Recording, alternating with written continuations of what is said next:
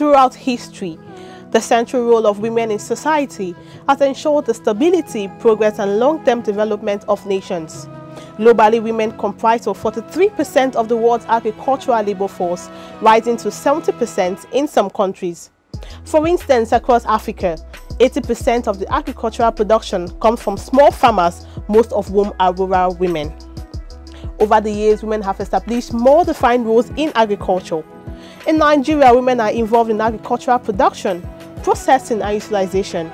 And according to the Federal Ministry of Agriculture and Rural Development, women account for 75% of the farming population in Nigeria.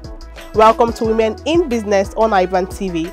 I am Margaret Opara, your host. We'll take a short break now. When we come back, you'll meet our guest on the show, so stay with us.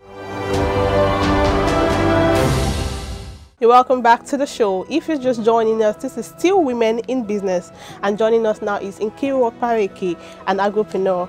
We're discussing the agricultural sector in Nigeria. We're profiling the agricultural sector in Nigeria. So thank you, Nkiru, for joining us on the show today. Thank you, Margaret, for having me on the show. You're welcome. How are you? I'm doing well. Okay, and I must say you look amazing. You look awesome.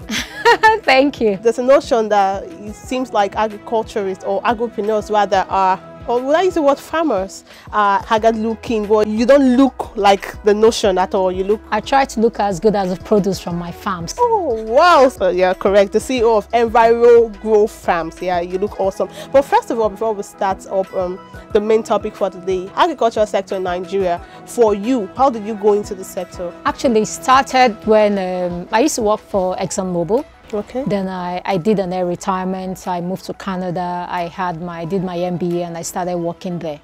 Around the same time, my business partner, the co-founder, Emeraba Tonyuzebo, was also completing her MBA at Harvard Business School. And we're thinking of what to do. And then we realized that there was a growing middle class who had insatiable desire for very good produce. And sometimes those big supermarkets were having to import those produce. And we just felt, why should we be importing things we can grow? Then we decided to talk about it, discussed it, and then that's how EnviroGrow came about. So we started by growing high-end vegetables that typically the supermarkets import. But the sector, profiling the agricultural sector generally, how has it been? It's been very challenging, very, very challenging. Sometimes we're just hanging in by the tip of our shirts, but we're still here. That's very challenging. You want to share some of the challenges with us? The biggest thing most farmers have is land. A lot of time, the land you have, you don't have documentations to the land. That lack of documentation cannot open you to access to finance. Because even when I go to a bank to get money to finance my growth, they will ask me, do you have land or something they can use as collateral to be able to give it to me? Then the other things we use because of the produce, because we're in crop production, all our inputs are imported.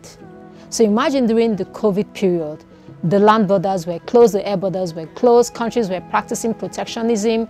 They didn't want to export anything till they had enough for themselves. So none of our inputs were able to come in. Even fertilizers, herbicides, and all those, so many of them are imported. So that means we're also exposed to the fluctuating dollar rates. So basically, even everybody in the agri sector, a lot of our inputs are imported. Okay, look at the poultry sector now. They have banned importation of maize. The cost of maize here is higher than when you produce here. The ones that come in are actually cheaper. So eggs that I used to buy like 720 farm gates, I'm buying 100 with 1,100. That's over 60%. But before I go into what I really want to say, the government in Nigeria, are they doing enough? Do you think they're doing enough? Because now I've had to see a lot on the news that there are so amount was allocated to agriculture in this year, so amount with this, that. Is it really allocated, or it's just more like a show off? Would I use the word government, you know, is the same government I know that plays lip service. So open the newspapers, you see 10 billion given to farmers. I don't know any farmer. I've been farming in Ekpe for 5-6 years now. And we have farmers who on different platforms, and I don't know even one who has been able to access the money. It's government speak, it's political juggernaut that they say, and really it's not trickling down to the farmers who need the funds. Okay, so more like it's just a lip service, just like... A lip service, maybe they are giving it to their political cohorts, but we who need it are not able to access that money. Okay, well now streamlining agriculture, your line of business as a woman, how has it been for you? Because we know it's more like a male-dominating society. When you hear agriculture, it seems like, okay, that's a man's job. But really, over in Africa, rural Africa, most agricultural produce are from the rural women. So how has it been for you as a woman generally? There's a wrong statistic that keeps going around that they're actually over 60% of women in agriculture. And even back here in Nigeria, you find out that what men farm are things like yam, which is labor intensive. Yeah. But you see, the advantage men have over women is that men, because we practice patrilineal way of inheritance, men have access to land, women don't have access. Even if your father dies, many times the land goes to the male, the woman doesn't get land. Even when the woman is married, she's farming at the behest of her husband if she has access to land. So that's where women are disadvantaged. But it's changing now. There's a court ruling that women now can inherit landed assets here. Yes, that's it. That's a court ruling, but then the facts will still remain. That they'll give it to you and the stress of getting it, but still that most lands still go to men, and most men are major landowners compared to women. So access to land is still a bigger problem for women. And then education is a problem for women because you may be able to speak, to be able to go and access loan. And women, because you're really farming at the pleasure of whoever your spouse is and the rest. So your decisions in farming is actually dependent on what he wants you to do. So you find out that women are growing things that don't have high value like vegetables. Where the big money has hectares of maize, yam mounds and the rest, you don't see women in those places. So women are still very disadvantaged in agriculture, though we're still more in number. Yeah. Now, talking about loans, like the terms of engagement for commercial banks in terms of loans, grants, and all of that, is it favorable to farmers? Has it been favorable to farmers? It is not. I remember when I tried to get loan from one of the government-owned banks, Bank of Agric, the loan person I was talking to, one of the questions she asked me was, do I have land in a banana? I said, which banana? I said, Banana Island. I said, if I have land in Banana Island, I shouldn't be coming to take a loan for you. That means I'm really quite well off. So that's still, the rules, the regulations and these things are still draconian, that it puts you off. It's supposed to be a government loan, but my assets, the assets you should be asking me for, it's the land I'm farming on. But they don't want that asset. They want land in an urban area for you to be able to get loan to farm in a rural area. That doesn't make sense. So they need to find a way of trying to bridge that gap, because though they keep saying that they have loans for us, the rules, the regulations, the policy, the demands are so draconian that most people don't even bother. Yeah, it's one thing to have loans, it's one thing to have funds, and another thing to access your farm. I know before the show started, we had more like a backstage conversation. You said something about the roads that are not even accessible to drive to your farmlands, and how much has that affected you? It's affected us a whole lot, because sometimes I've lost produce. I farm sweet corn. This is why we do what we do. There's not much remuneration in agriculture, but we love being able to put food on the tables and provide jobs in our nation. So sometimes I'm bringing sweet corn from the farm, and then there's a blockade on the road. Sweet corn is supposed to be something that when you harvest it, it's supposed to be in a cool area, not in an enclosed space. Yes, so by the time it spends 7 or 6 hours in the bus, by the time you get it here, sometimes the sweet corn is cooked in the car, so you can't even sell it. The 3 areas that they farm in Lagos are Ikorodu, Ekpe and Badagry. Those are the worst roads in Lagos. So it's affecting food security. So even the basic infrastructure you're expecting the government to put for us is not there. So now that means if the basic infrastructure you expect the government to put is not there, that means there's a low return of investment. There's a very low return on investment. And a lot of people I met when I started farming, or we started about the same time, many of them have exited farming. But there's this notion that makes it seem like farmers are, or agripreneurs rather, I don't know. No, it's okay. Farmers, agripreneurs, we are the same. You know, someone said something that sounded quite hilarious. He said oil has gone from the oil boom to the oil doom, and now if you look at agriculture, it is now Nigeria's non-oil exports. So it's assumed that it's making so much wave, but from what you're saying, it doesn't seem as the assumptions are.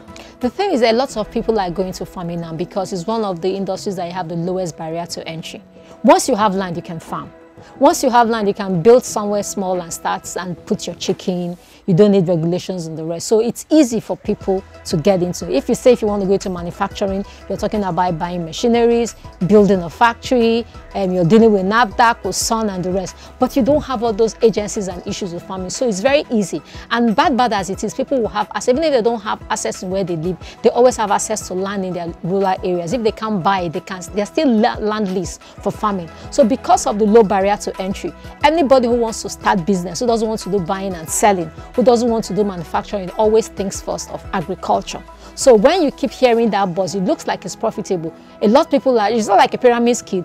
A lot more people are coming in. So many still are exiting. But because people still coming in, it looks like it's very profitable. Okay. I know a while ago we had the issue of the NSAT protests. Yes. Affected a lot of things, both the banking sector, the medical sector, every sector in Nigeria. What was the effect of this protest in the agricultural sector? It was a tsunami of losses. My own personal example, I harvest on Monday, I do my supplies on Tuesday.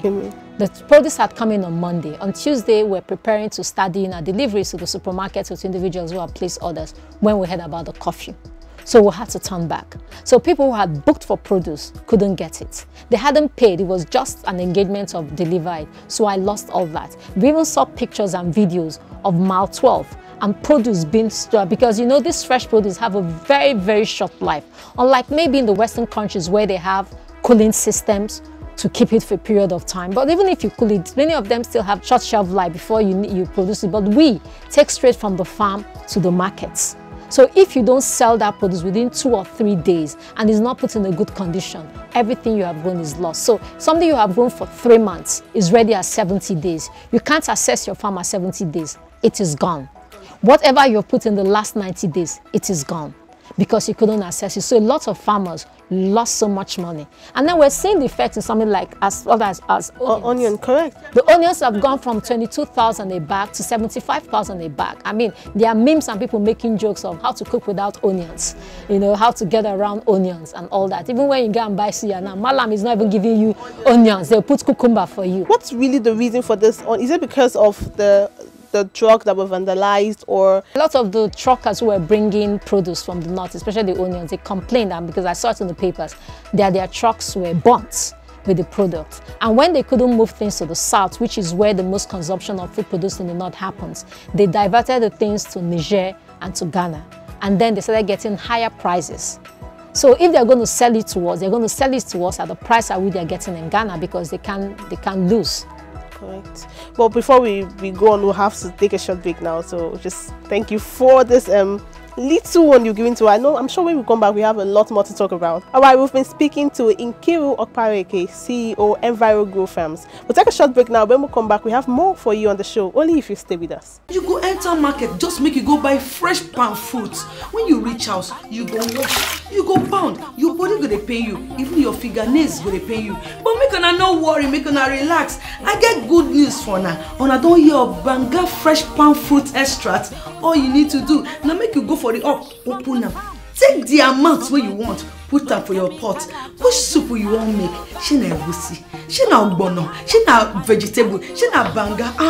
My sister no waste time again. My brother no waste time again. Just go buy Banga fresh palm fruit extract. They gonna say you sabi cook and you be better cook. Banga, make your food yummy yum. Distributors needed nationwide. Phone number 081 63 974447, 080 35 64 4436, 070 66 63 8213. Banga fresh palm fruit extract.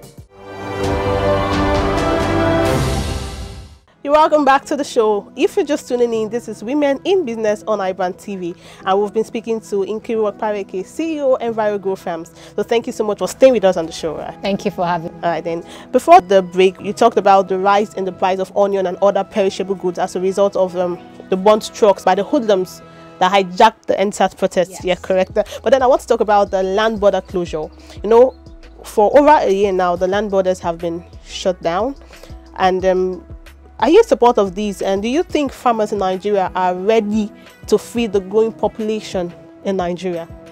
Yes, the farmers in Nigeria are ready to feed the growing population, but I believe in free trade. Okay. We bring in stuff goes away. And because even if you travel to a lot of the African countries, you find out that many of them are dependent actually on produce from Nigeria. Yeah. Somewhere like Niger that's landlocked. A lot of the product they consume is coming from here. A lot of the things they're even shipping is coming through Nigeria. And sometimes you find out that during like the rainy season, when the cost of tomatoes are very high, we make up the gap with produce from Cameroon and Ghana. So if you close the borders, the food is going to be expensive, because also a lot of countries have different planting seasons. So sometimes when this produce is going in this area, it is just still coming up in another area. So we make up the gaps we're getting from them. So I believe in free trade, but the thing is that it should be regulated to protect your economy, to protect your people while it is happening. But I don't believe in the closure of the border for anything. And I think the closure of the border is not really that things are coming in cheap. It's things that the people who are supposed to police the borders are not doing their jobs. You find out that the truck of rice is seized. The rice that maybe should have landed at 25,000 because it's seized and the person didn't use his money to buy it. He can decide to bring it to the market and drop it and sell it at 12,000, thereby cannibalizing the products of the ones who have grown it in Nigeria. So if things are really in place, America grows a lot, but they still import a lot. The same with China, because they have put things in place. You can't really grow everything you need. Sometimes you have to take from other people, and then you give the people the one which is also growing better. And some things we can't grow here, so we must always bring them in. And there are some things they can't grow, they will have to take it out. The thing is that the people who should police it, if things are done the right way, free trade, it's very good for any country. Well, yeah, I think one of the reasons why this land border was closed was to allow homemade products to be sold within Nigeria. I imagine most people didn't know Nigeria, they could even eat local rice. For instance, I didn't believe I can even eat local rice. But I started eating local rice, and it's not as bad as we think it is. I think that was one of the advantage. Or don't you share in that thought? No, I agree, because I've been eating local rice since I entered agriculture. Anything that's produced in Nigeria, I try to source it. I always prefer to eat Nigerian products because you know where it's coming from, and at least to a certain extent you know how it is produced. But there are still some things we still can't meet the demand. I understand for rice, but we're still not meeting the demand for the rice, and still foreign rice is still coming in. Then what do? They carry the foreign rice and rebag it in the Nigerian bags. So it still defeats the purpose because things are still not done the right way. You want us to grow rice to feed the population. Food security says that food should be available and affordable. At the end of the day, rice might be available, but is it affordable? So there has to be something that needs to be done. You're not giving the rice people enough finance and support and structure to grow enough rice, to make sure that anybody who wants to eat rice can buy rice. And then you're changing the policy. Look at the policy on maize. You banned importation of maize, but you did not give the maize growers enough incentive or enough access to things that they can use to grow maize. Now the cost of maize is so expensive that many poultries have closed up. Egg production has gone down, chicken production has gone down, and maize is the input into poultry, into piggery, even into beef. So it's an input into a lot, and then you also pressure on the same maize with breweries and other people who are using it for manufacturing. So you can't just make those rules. You think you're protecting. At the end of the day, you're actually hurting your economy. Some things have to be done with sense. Some things have to be in place before you change a policy. You just don't wake up one day and put a blanket rule on the policies, and then you turn around and give some people the right to import the maize. That's the double-speak government does. That's actually killing the economy and not helping it. Yeah. So comparing and contrasting, would you say that agriculture was better or it's getting better? Is it like is it static or it's a work in progress? Because you've mentioned a lot of challenges. You've said a lot of ills that's been going on in this sector that most people don't know about, because what we see, just like the surface, we see the government is putting this, the government is saying this grant for startup farmers, but really is it going down, or it's... Nigeria is a funny place in that we take 10 steps forward, we take 20 steps backwards. So when you think things are getting better, then something happens and things start getting worse. If you ask me, I can't really say it's getting better. But as every Nigerian, we're still hopeful. Hopeful, like you said, hopeful. But what is it about being hopeful? But what did you think the government can do? What are those things you think they can put in place to better the life of agripreneurs and make it easy for farmers? Because food is a necessity. The children have to eat. You mentioned egg, the rise in price from 770 1,100. So children have to eat, people have to eat. So what do you think the government can put in place to make all of these things easy and better for us? There's something simple they can do. Even the Land Use Act have an expedited method for land use for agriculture. If I can, because in Ekpe where we're farming, we have about 23 acres. If I can walk into the government office and have my 23 acres properly registered, get my C of O, I can use that and access money. Then I don't have to come and even beg you for money. So that opens up a lot of financing for me, which I can now use. people who are importing things we need, because basically most of the herbicides, pesticides, even chemicals they use in the poultry industry and the rest are imported. We don't make them. They don't have access to foreign currency at the government rate. They're buying at the parallel market rate. So that makes things expensive. As I told you, I grow sweet corn. Before the lockdown, a pack of 1 kg sweet corn I was growing was selling for 28,000 naira. As of last week, it was selling for 42,000 naira. Over 60%. Over 60% increase. But then the last mile, the end users, the people who I sell to in the homes are complaining, I can't put up price. So then my own profits keeps shrinking. How long can my profits keep shrinking for me to remain in business? So they're basic, these ones are under the purview of the government. Getting the lands easily, to get the certification for your lands, getting those who are legally importing inputs to have access to the dollars through the CBN. That will invariably affect this thing. Land, repairing the roads and roads are long-term things. These ones can easily be fixed in a week. Yeah. So I want to go into agriculture. I need a particular amount of money to start up. Like what's the figure like? Depends on whether you want to be small or big. Of course, everyone wants to be big. No, but I always advise people start small and know what you can do, because you don't want to use something. You can make a mistake with 500,000, you can make a mistake with 500 million, but you can recover better when you have a 500,000. So you start small, you talk to the people in the industry, find out what they're doing. But you know, agriculture is like manufacturing, economics of scale. The bigger you are, the more money you make. Correct. Yes, so invariably everybody wants to be big. But in any business which you haven't done before, it's always wiser to start small, see how you can play in the industry before you go big. So that's more like your parting shot for us. But before we end, also SMEs, like small medium enterprises in agriculture, you said start small. What are the ways to start small? Getting the farm, getting seeds, like it depends on the kind of agriculture you want to do, poultry, or getting the farm, getting seeds. And what are just the ways, the little ways you could recommend for startups? You talk to those in the industry and find out what they are doing. Because you might think, I've had people who have come and said, oh, I want to be a farmer. By the time they come and see my operation, they say, I can't do this. You know, oh, no, I don't want to do crop production. I want to do poultry. So try to expose yourself to different layers in the industry. And you know, some people want to go into agriculture. I just tell them, everybody doesn't have to be a farmer. Everybody doesn't have to do backward integration. You might find out that your niche is aggregating all our products, and because you're better as a salesperson and trying to get higher prices for us, you can decide you want to be a logistics person. Just have cold reefers that come and pick produce from point A to point B. So come, talk to people in the industry, find where you can play in before you decide. But anything you need to do in agriculture, if you're doing backward integration, the first step is always to get the land. And land in the right place, because you might have very nice virgin land in the middle of nowhere, and the cost of bringing the thing you have grown to where you can sell it actually now cleans out all your profits. So those are the things you need to consider before you enter agriculture. I'm Nkiru the farmer, and I love being a farmer. All right, thank you so much. Thank you for your time. Thank you for all the tips you've given me and those who want to go into agriculture. Thank you. We hope to have more of you in our segments. Thank you so much. Thank you very much for having me again, Margaret. You're welcome. We'll be speaking to Nkiru Okpareke, CEO, Enviro Grow Farms. And that's where we wrap it up on Women in Business. Join us next time for more. I am Margaret Topara, and thanks for watching.